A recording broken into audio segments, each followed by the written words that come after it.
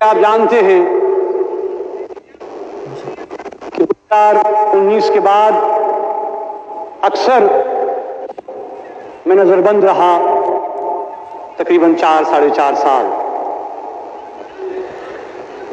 اس نظر بندی کے دوران میں اپنے ساتھیوں سے بھی نہیں مل پایا.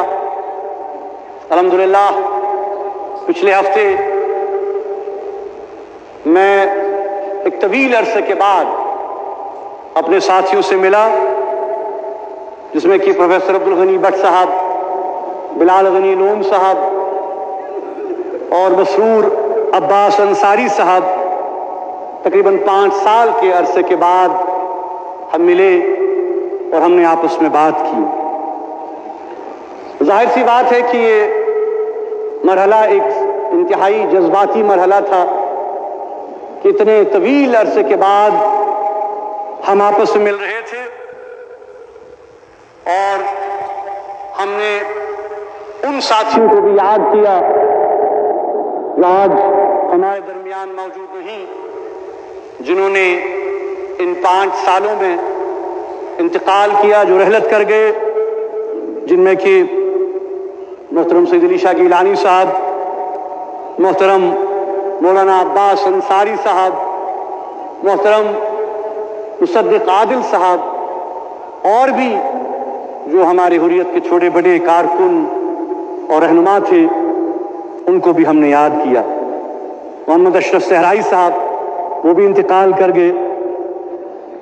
اس کے ساتھ ساتھ ہم نے اس بات پر بھی اظہار افسوس کیا کہ ہمارے ساتھیوں کی ایک بہت بڑی تعداد ابھی بھی قید و بند کی صعوبتوں میں، قید و بند کی تکالیف میں مبتلا ہے، اور وہ بھی جیل خانوں کی کوٹھریوں میں نظر بند ہیں، جس میں کہ محمد یاسین ملک صاحب، شبیر احمد شاہ، آسیہ اندرابی صاحبہ، شاہد الاسلام، نعیم احمد خان، محمد قاسم فکتو، مسرت عالم، پیر حفیظ اللہ، ایاز اکبر، اور بھی بہت سارے جو حریت کے چھوٹے بڑے کارکن و رہنما تھے، انہیں بھی ہم نے یاد کیا.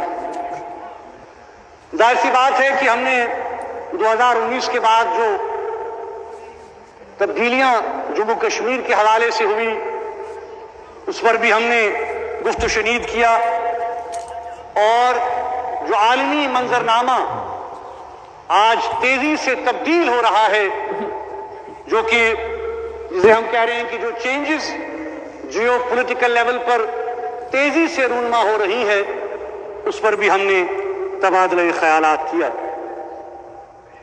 دوستو، بزرگوں، آپ کو یاد ہوگا کہ 1993 میں جب میر وائز منزل پر کل جماعتی حریت کانفرنس کی بنیاد پڑی، اس وقت حالات بہت مختلف تھے.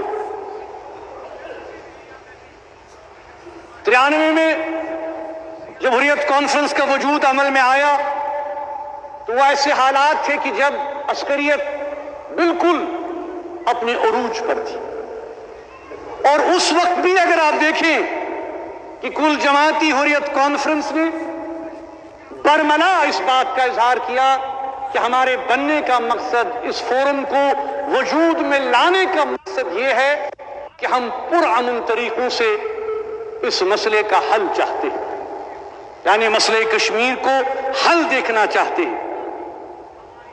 آج تقریباً 30 سال گزر گئے، اور آج 30 سال کے بعد پھر کل جماعتی حریت کانفرنس برابر اسی موقف اور منشور پہ کھڑا ہے کہ جموں کشمیر کے مسئلے کا سیاسی حل فوجی طاقت سے نہیں، بندوق سے نہیں، بلکہ بات چیت سے نکلے گا.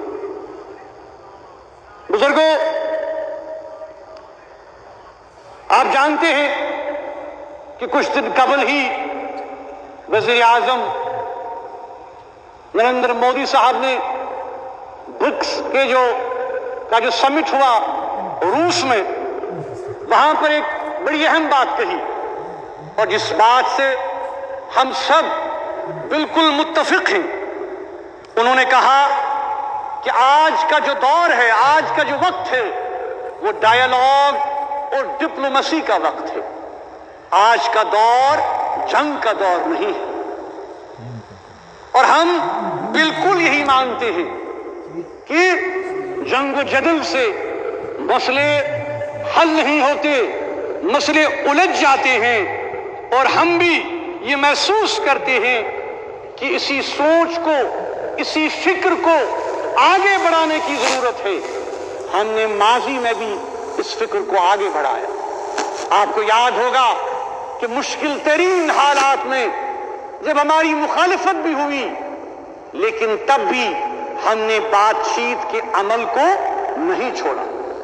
چاہے ہم نے واجپئی صاحب کے ساتھ بات کی، چاہے ہم نے منموہن سنگھ صاحب کے ساتھ بات کی، چاہے ہم نے پرویز مشرف صاحب کے ساتھ بات کی، تو مدعا اور مقصد یہی تھا کہ خون بہت بہہ چکا ہے، خون بہت بہہ رہا ہے، ہمیں راستہ اختیار کرنا ہے ڈائیلاگ کا، بات چیت کا. اور آج آپ دیکھ رہے ہیں کہ جموں کشمیر میں 30 سالوں سے یہ خون بہنے کا عمل، انسانی جانوں کے ضائع ہونے کا عمل برابر جاری ہے. آپ نے دیکھا کہ گگنگیر میں پچھلے ہفتے بے گناہ لوگ مارے گئے. ہم سب نے اس کی مذمت بھی کی، ملامت بھی کی، لیکن افسوس کی بات ہے کہ یہ سلسلہ نہیں رک رہا. آپ دیکھیں کہ کل ہی گلمرگ جیسے ہائیلی سیکیور اور سینسیٹیو ایریا میں بھی تشدد ہوا ہے، انسانی جانوں کا ضیاع ہوا ہے. یہ بھی ایک تشویشناک صورتحال ہے. ان سارے معاملات کی تحقیقات ہونے کی ضرورت ہے. ہم ایک بار پھر یہ بات دہرانا چاہتے ہیں کہ جہاں تک جموں کشمیر کے عوام کا تعلق ہے، یہاں کے عوام، یہاں کی تحریک پسند قیادت، حریت پسند قیادت ماضی میں بھی پرامن طریقوں سے مسائل کے حل کی خواہاں تھی، اور انشاءاللہ آئندہ بھی ہماری کوششیں اس سمت میں جاری رہیں گی جہاں پہ ہم یہ کوشش کر سکیں کہ اس مسئلے کا پرامن اور پائیدار حل نکالا جا سکے. آخر پر میں پھر سے تمام ان ساتھیوں کو من 500 وریندان یم رحمت حق گئی، یم شہید گئی تینی خطر پرو کلمات افضل الذکر فعلم انہو لا الہ الا اللہ، لا الہ الا اللہ، لا الہ الا اللہ.